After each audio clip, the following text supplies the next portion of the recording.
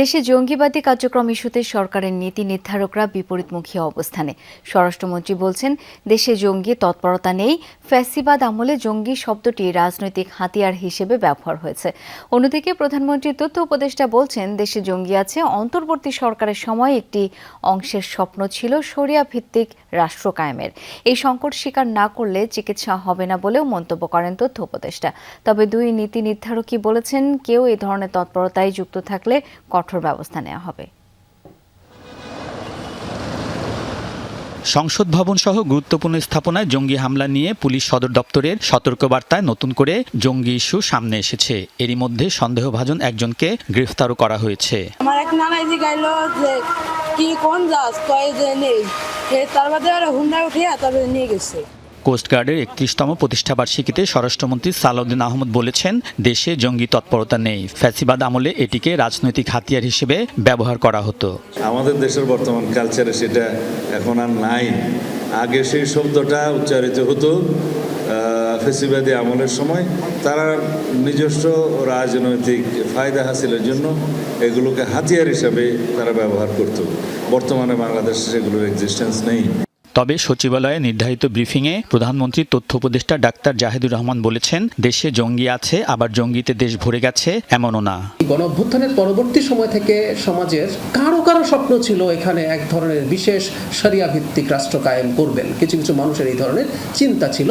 শেষ পর্যন্ত সেটা না হয়ে যেহেতু বাংলাদেশ একটা উদার গণতান্ত্রিক পথে গেছে, সেটা কারো ভালো নাও লাগতে পারে। বাংলাদেশে কোনো জঙ্গি নেই, এটাও আরেকটা এক্সট্রিম, এটাও ভুল কথা।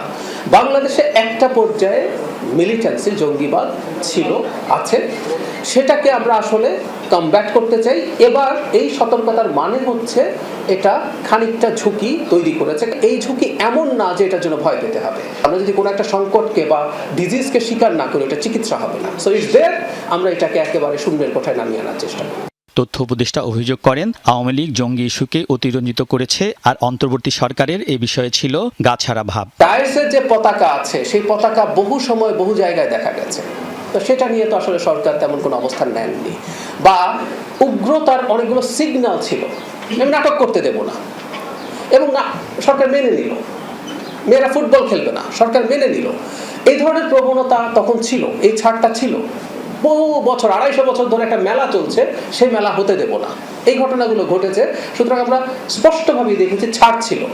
তবে দুই নীতি নির্ধারকই জঙ্গিবাদ দমনে সরকারের অবস্থান স্পষ্ট করেন। কিছু মানুষের সাথে জড়িত আছে, মাঝে মাঝে তারা আরো বেশি অ্যাক্টিভ হওয়ার চেষ্টা করে, সেটাকে আমরা কন্টেইন করতে চেষ্টা করি। যদি একই ধরনের কর্মকাণ্ডে জড়িত আছেন, মরে হয়েছেন, আবার এটার যদি মোটামুটি বিশ্বাসযোগ্য প্রমাণ পাওয়া যায়, সেক্ষেত্রে জামিন বাতিল হবে এবং সরকার সেই জামিন বাতিলের জন্য স্ট্রংলি অ্যাপিল করবে। কেউ যদি এরকম কোনো কর্মকাণ্ডে জড়িত থাকে, তাদেরকে ফাইন্ড আউট করা হয় এবং তাদের জন্য যে মিলিটারি আইনে যে সমস্ত প্রসিডিউর আছে, প্রসিডিং আছে, সেগুলো ফলো করা হয়।